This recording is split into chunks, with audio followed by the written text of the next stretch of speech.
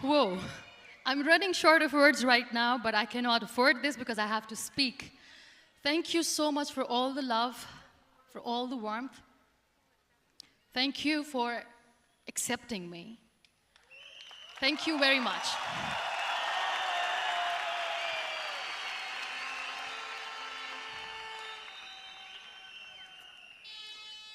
Well, I always start my talk with a disclaimer. And that disclaimer is that I've never claimed to be a motivational speaker. Yes, I do speak, but I feel more like a storyteller because wherever I go, I share a story with everyone. Well, it is a story of a woman whose perfectly imperfect life made her who and what she is today. It's the story of a woman who, in pursuit of her dreams and aspirations, made other people realize that if you think that your life is hard and you're giving up on that because you think your life is unfair, think again. Because when you think that way, you are being unfair to your own self. It's the story of a woman who made people realize that sometimes problems are not too big. We are too small because we cannot handle them.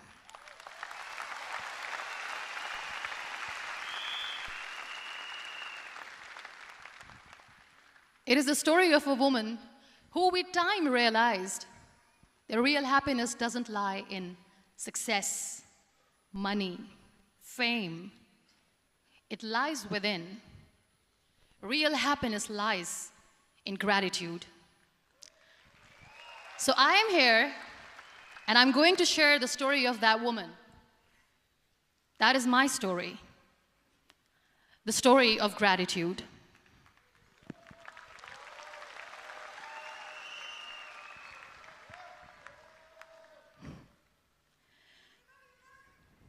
I love you too. I love you all.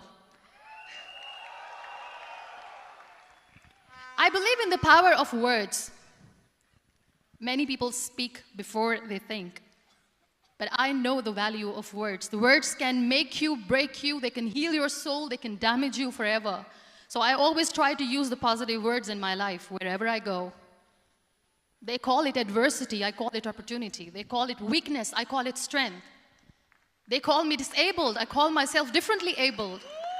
They see my disability.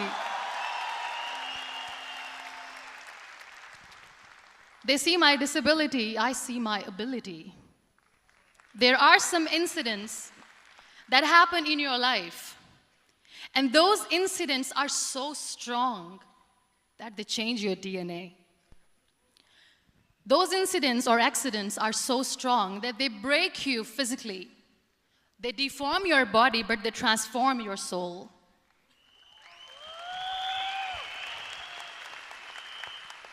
Those incidents break you, deform you, but they mold you into the best version of you. And the same thing happened to me. And I'm going to share what exactly happened to me. I was 18 years old when I got married. And this thing I'm sharing for the very first time on an international level. I was 18 years old when I got married. I belonged to a very conservative family, a Baloch family, where good daughters never say no to their parents. My father wanted me to get married. And all I said was, if that makes you happy, I'll say yes. And of course, it was never a happy marriage. Just about after 2 years of getting married, about 9 years ago, I met a car accident. Somehow my husband fell asleep and the car fell in the ditch. He managed to jump out, saved himself. I'm happy for him. But I stayed inside the car and I sustained a lot of injuries. The list is a bit long. Don't get scared. I'm perfectly fine now. Radius ulna of my right arm were fractured. The wrist was fractured. Shoulder bone and collarbone were fractured. My whole rib cage got fractured. And because of the rib cage injury, lungs and liver were badly injured. I couldn't breathe. I lost urinary bowel control. That's why I have to wear the bag wherever I go. But that injury that changed me and my life completely as a person and my perception towards living my life was the spine injury. 3 vertebrae of my backbone were completely crushed, and I got paralyzed for the rest of my life. So this accident took place in a far-flung area in the outskirts of a very small province, Balochistan, where there was no first aid, no hospital, no ambulance. I was in the middle of nowhere in that toppled car. Many people came to rescue. They gave me CPR. They dragged me out of the car. And while they were dragging me out, I got the complete transection of my spinal cord. And now there was this debate going on. Should we keep it here? She's going to die. Where should we go? There is no ambulance. There was this 4-wheeler Jeep standing in the corner of the street. They said, put her in the back of the Jeep and take her to the hospital, which is 3 hours away from this place. And I still remember that bumpy ride. I was all broken. They threw me at the back of the Jeep and they rushed me to the hospital. That is where I realized that my half body was fractured and half was paralyzed. I finally ended up in a hospital where I stayed for 2.5 months. I underwent multiple surgeries. Doctors have put a lot of titanium in my arm. There's a lot of titanium at my back to fix my back. That's why people in Pakistan call me the Iron Lady of Pakistan.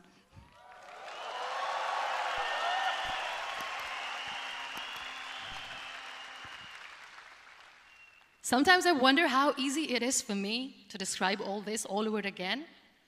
And somebody has rightly said that when you share your story and it doesn't make you cry, that means you have healed.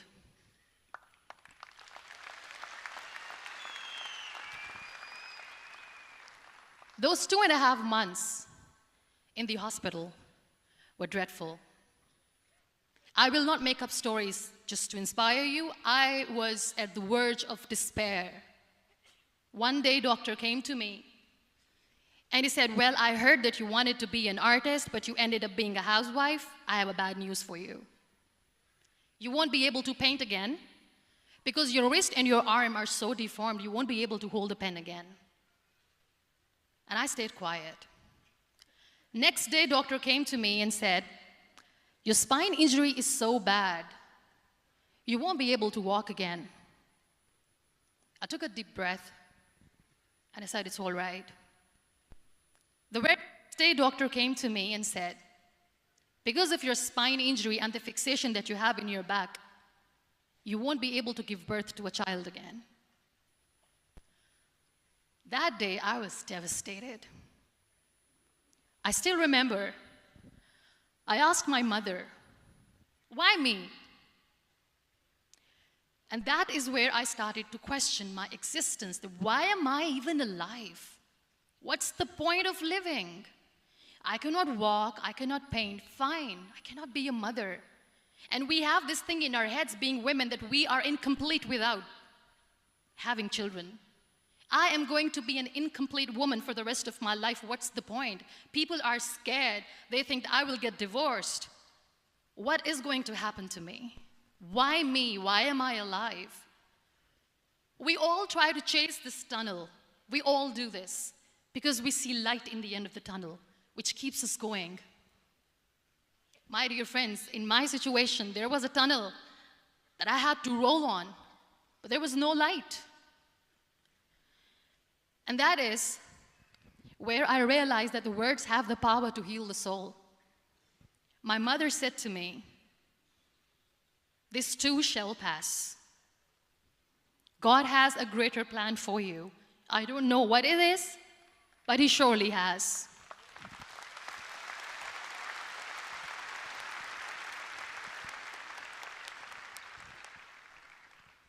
And in all that distress and grief, somehow or the other, those words were so magical that they kept me going.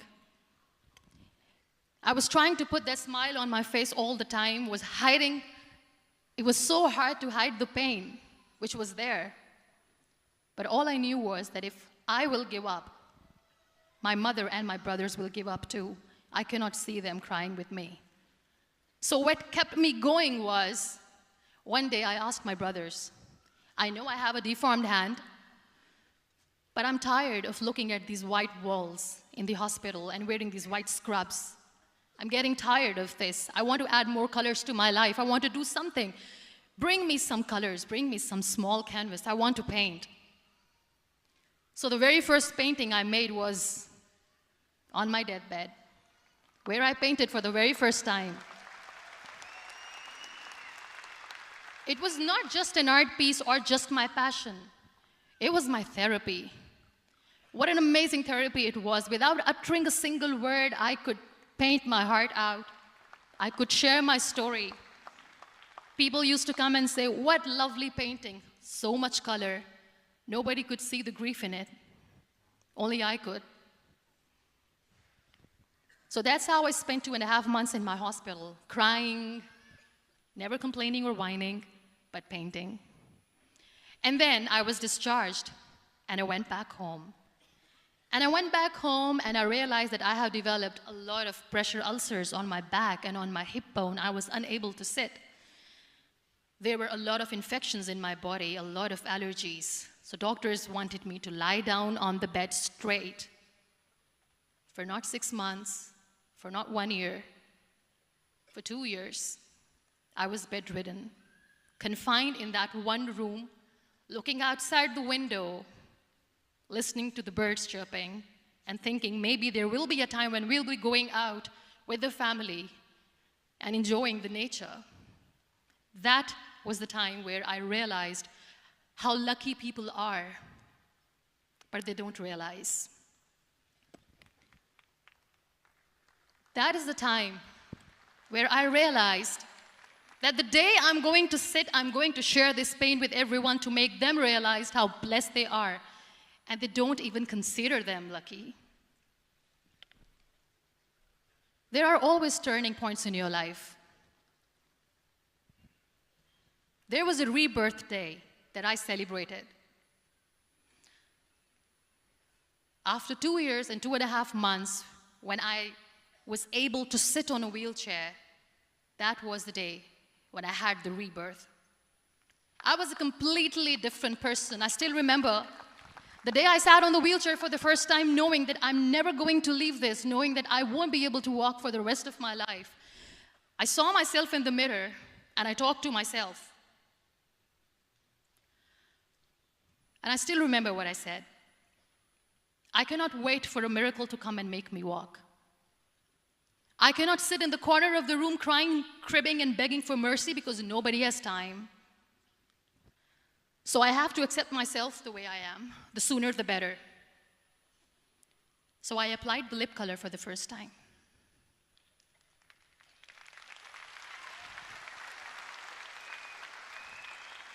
And I erased it.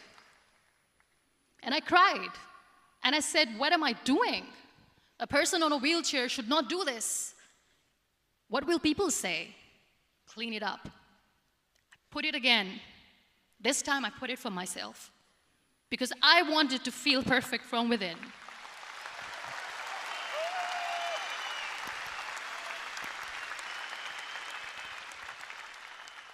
And that day I decided that I'm going to live life for myself. I am not going to be that perfect person for someone. I am just going to take this moment and I will make it perfect for myself. And you know how it all began? That day I decided that I'm going to fight my fears. We all have fears. Fear of unknown, fear of known, fear of losing people, fear of losing health, money. We want to excel in career, we want to become famous, we want to get money. We are scared all the time. So I wrote down one by one all those fears, and I decided that I'm going to overcome these fears one at a time. You know what was my biggest fear? Divorce. I couldn't stand this word. I was trying to cling on to this person who didn't want me anymore, but I said no. I have to make it work. But the day I decided that this is nothing but my fear, I liberated myself by setting him free. And I made myself emotionally so strong that the day I got the news that he's getting married, I sent him a text that I'm so happy for you and I wish you all the best. And he knows that I pray for him today.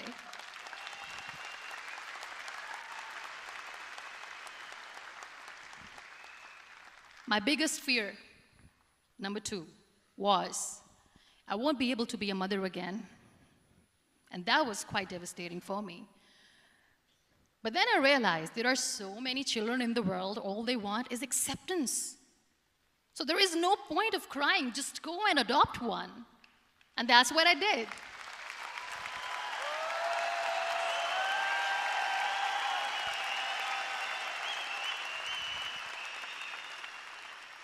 I gave my name in different organizations, different orphanages. I didn't mention that I'm on a wheelchair, dying to have a child.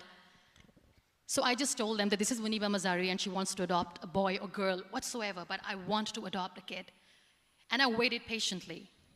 2 years later, I got this call from a very small city in Pakistan. I got a call and they said, "Are you MUNIBA Mazari? There is a baby boy and would you like to adopt?" And when I say yes, I could literally feel the labor pain. I said, yes, yes, I am going to adopt him. I am coming to take him home.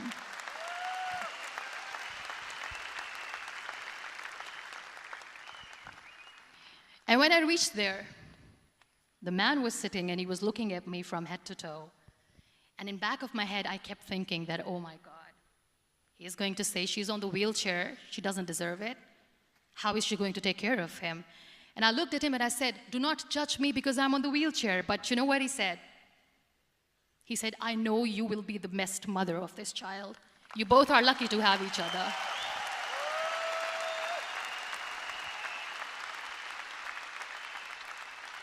And that day, I was 2 days old, and today he's 6.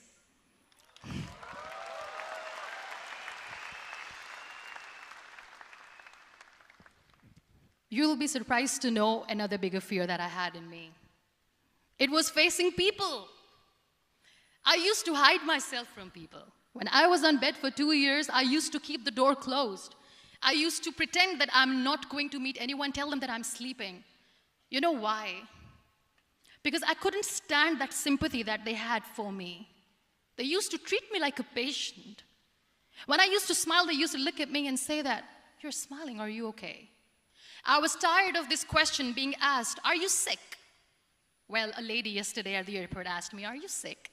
And I said, well, besides the spinal cord injury, I'm fine, I guess.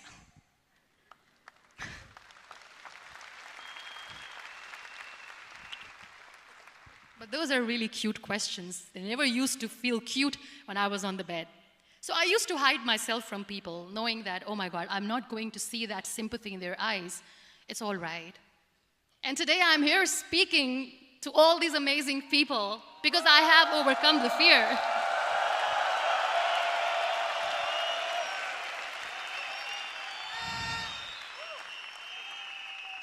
You know, when you end up being on the wheelchair, what's the most painful thing? That's another fear that people on the wheelchair or the people who are differently abled have in their hearts, but they never share. I'll share that with you. The lack of acceptance. People think that they will not be accepted by the people because we, in the world of perfect people, are imperfects. So I decided that instead of starting an NGO for disability awareness, which I know will not help anyone, I started to appear more in public. I started to paint. I always wanted to. I have done a lot of exhibitions. I'm Pakistan's first wheelchair-bound artist. I have done a lot of modeling campaigns, different campaigns for brands like Tony and Guy.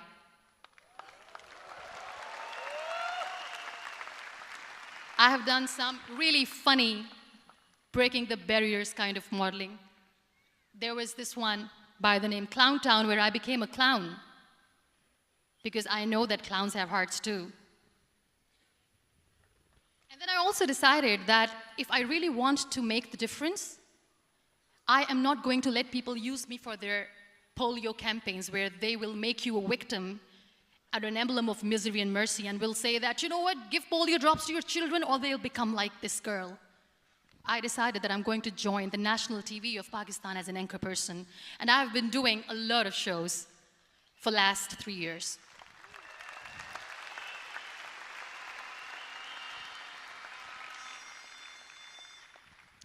So when you accept yourself the way you are, the world recognizes you. It all starts from within. Thank you. I became the National Goodwill Ambassador for UN Women Pakistan, and now I speak for the rights of women, children. We talk about inclusion, diversity, gender equality, which is a must. I was featured in BBC 100 Women for 2015. I'm one of the Forbes 30 under 30 for 2016. And it all didn't happen alone. You all are thriving in your careers. You have bigger dreams and aspirations in life. Always remember one thing. On the road to success, there is always we, not me. Do not think that you alone can achieve things. No. There is always another person who is standing behind you, maybe not coming on the forefront, but behind you, praying for you and supporting you. Never lose that person. Never.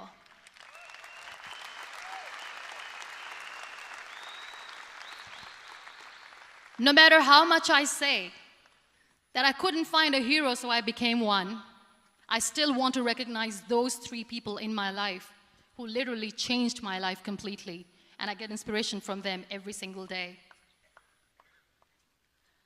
Waleed Khan. Many people know about the terrorist attacks in Pakistan. We have lost many people. And I'm sharing this with a very heavy heart because we actually have lost a lot of people in this huge turmoil of terrorism. These people are barbarians. They do not see people. They're even worse than animals. They have killed people in mosques. They have killed people in churches, temples, even in schools. There was this terrorist attack in Army Public School, Peshawar, where these terrorists entered in an examination hall and they killed our children. And in that attack, that day, this beautiful boy, Waleed Khan, who was my hero, my real life hero, was the proctor who was taking care of the students, was keeping an eye on the students. Those barbarians shot him 3 times in the face, 5 times on his body, and he fell down. I was asked to give a talk in the school after a week of that terrorist attack. With a very heavy heart, I went there and I spoke. We sang a few national songs. I thought that maybe I've done my part, but deep inside, it was killing me. I could see children injured. I could see children sitting on the wheelchairs, looking at me, wondering, what next? What was our fault? Just because we were here to give examination, we have been shot. So many people, so many children lost their friends. Their classrooms were empty. The next day they went to the classroom. So this kid, Waleed Khan, I was asked that he is in a hospital right now, and you have to go and see him and motivate him and tell him that it's going to be okay. And when I saw Waleed Khan coming on the wheelchair for the first time in front of me, face was all deformed. His leg was fractured, his arm was fractured. He couldn't talk, he lost his teeth. He cannot sneeze, he cannot smell. He cannot eat. And I kept thinking, what should I say? That everything is going to be all right? No, nothing is all right. And while I was juggling with the words, what to say, what not to say, this beautiful child, Waleed Khan, came to me and he said, "Are you MUNIBA Mazari?" I said, "Yes." He said, "Baji, let's take a selfie."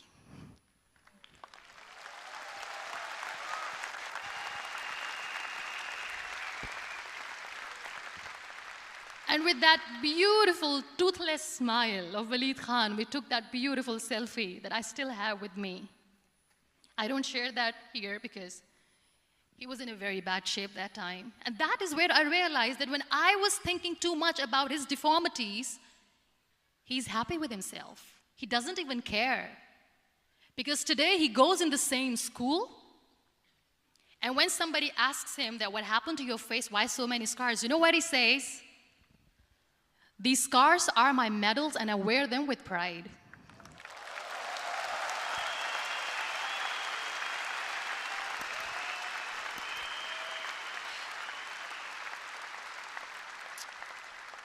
And how beautifully he says the terrorists wanted me not to study. I am going to study. I will become a doctor one day.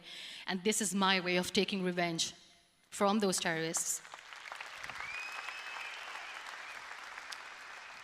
Another real-life hero, of course, my son. His name is Nile, N-I-L-E, River Nile. I learned so much from this kid. The first and foremost thing is patience. How to be patient when you know that your mother cannot walk, when you know that your mother is different from the other women, when you know that your mother cannot go out and play with you, how to stay calm. He loves football. And when we got the very first football, he was 4 years old. He was super excited. I still remember he came in the room and he said, "Mom, let's play football." And he kept the ball in my feet. And he said, "Let's kick it." And that day I felt disabled. I said, "I cannot kick the ball." And I was down with the same face. He looked at me and he said, "Well, that's all right. Your legs are not working, but your hands do. Let's play catch the ball."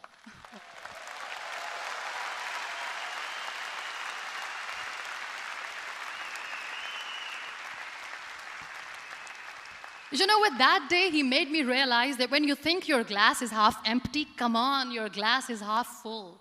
It's all in here and here. Last but not least, the woman who made me realize that heroes have no gender.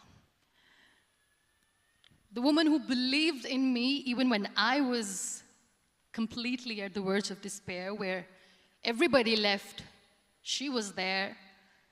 And every time I looked at her, without saying anything, she used to look at me and said, "This too shall pass. God has a bigger plan. And one day you will say that, oh my God, that is why God has chosen me." She never cried in front of me. She has always said that there will be haters, there will be naysayers, there will be disbelievers, and then there will be you proving them wrong. My mother.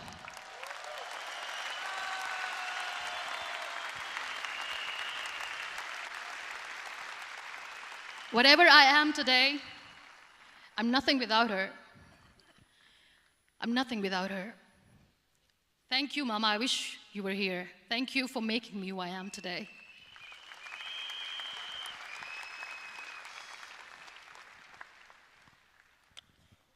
You know what? We human beings have a problem. Out of many problems, there is one more, and this is a self-created one. We always expect ease from life. We have this amazing fantasy about life. This is how things should work. This is my plan. It should go as per my plan. If that doesn't happen, we give up. So my dear friends, let me tell you one thing. I never wanted to be on the wheelchair. Never thought of being on the wheelchair. I was always aspiring to do bigger things, but had no idea that for that I have to pay the price to be where I am today. It's a very heavy price. This life is a test and a trial, and tests are trials are never supposed to be easy. So when you are expecting ease from life, and life gives you lemons, then you make the lemonade, and then do not blame life for that, because you were expecting ease from a trial. Trials make you a stronger, better person. Life is a trial, and with time you realize that.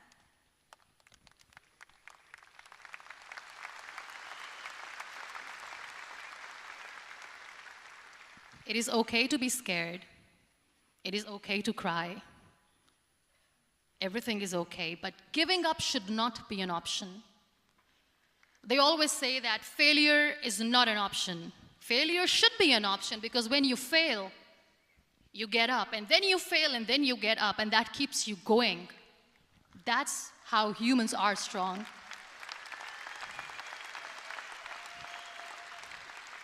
Failure is an option, should be an option, but giving up is not. Never. We have this thing in minds. We call it perfection. We want everything perfect. We want ourselves to be perfect. There is this image in our head about everything. Perfect life, perfect relationships, perfect career, perfect amount of money that we need to earn no matter what. Nothing is perfect in this world. We all are perfectly imperfect, and that is perfectly all right. That's all right. We were sent here not to become the perfect people. Those people who tell you how to look perfect, even those people are imperfect. Trying to fight this fear of looking imperfect. I used to be perfect. I still remember. I got this compliment years ago when I used to walk. Oh my God, look at you. You're fair, you're tall, you're perfect. Look at me now. You're still perfect. Only the perfect eyes can see that. Only the perfect eyes will see that. Only the perfect eyes will see that. So yes, in all those imperfections, you have to listen to your heart. You don't have to look good for people. You don't have to be perfect just because other people want you to be perfect. If your soul is perfect from within, that's all right. This is all what you want. This is all what you need to be. Our society has made very weird kind of norms to look perfect and great. For men, it's different. For women, it's different. We think too much about what people say. We listen to ourselves too little. You know what makes you perfect? When you make someone smile. You know what makes you perfect? When you try to do something good for the people around you. You know what makes you perfect? When you feel someone's pain. And how beautiful pain is that it connects you with people. No other medium can connect you with others but pain. That's why I always say that I'm in pain, and that's a blessing in disguise for me. Today, just because I'm in pain and I'm on the wheelchair, I work for children. Being the head of CSR for a company, we conduct medical camps in far-flung areas of Pakistan where so many kids die because they don't have medical facilities. And I personally believe just because they cannot afford to live doesn't mean we'll let them die. So we give them money, we give them medical treatment, we try to heal their wounds, physical and emotional. And I also work for the beautiful people, we call them third gender, the transgender community of Pakistan. You know what connects me with them? All my imperfections. When I go and I hug them, they never judge me. And this very good friend of mine, her name is Bijli. Bijli means electricity. She calls herself electricity. And I said, are you electricity? She says, no, I'm lightning. I'm as strong as lightning. Because we have very bad power outage, so she doesn't want me to call her electricity. So she says, I am very strong. I'm thunder, I'm lightning. She came to me, and the first time I hugged her, she said, you are just like me. And I said, yes, I am like you. Because to people, we are so imperfect. So how beautiful these imperfections are, that because of these imperfections, you can connect with people. Then why are we all running after being perfect? What's the point?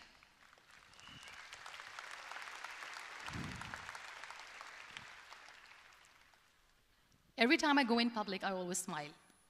It's always a big toothy smile on my face, and people ask me, don't you get tired of smiling all the time?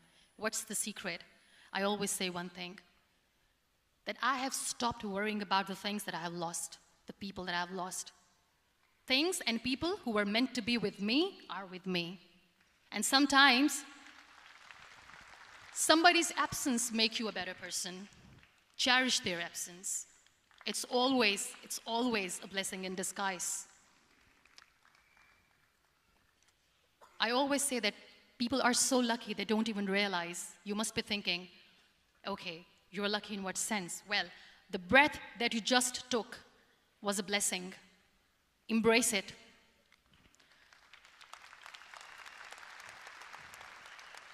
There are so many people in the world who are dreaming to live a life that you are living right now. You have no idea. Embrace each and every breath that you are taking. Celebrate your life. Live it. Don't die before your death. We all die.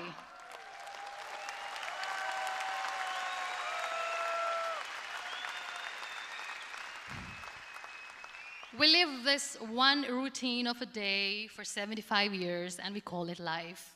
No, that's not life.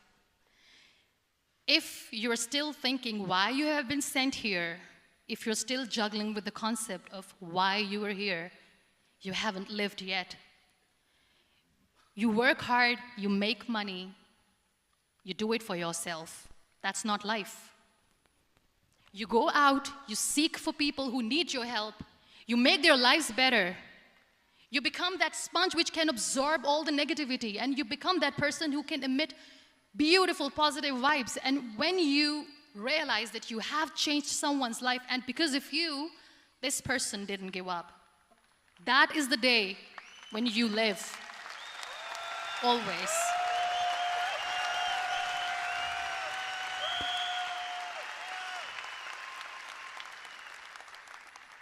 We were talking about gratitude, why I smile all the time. I cry all night when nobody sees me, because I'm a human and I have to keep the balance. And I smile all day because I know that if I will smile, I can make people smile. That keeps me going.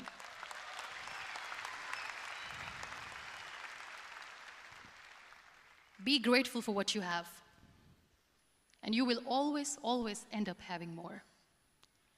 But if you'll cry and if you'll crib for the little things that you don't have or the things that you have lost, you will never ever have enough. Sometimes we are too busy thinking about the things that we don't have that we forget to cherish the blessings that we have. I'm not saying that I'm not healthy and that makes me unlucky, but yes, it is hard. It is hard when I say that I cannot walk. It is hard to say when I wear this bag. It hurts. But I have to keep going, because never giving up is the way to live, always.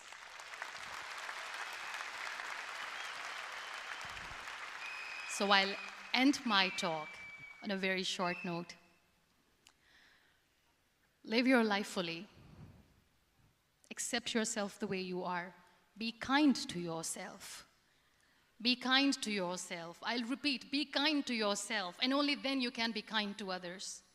Love yourself and spread that love. Life will be hard. There will be turmoils, there will be trials, but that will only make you stronger. Never give up.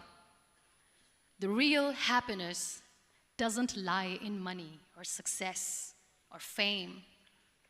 I have this all, I never wanted this. Real happiness lies in gratitude. So be grateful, be alive, and live every moment. Thank you so much, everyone. Thank you.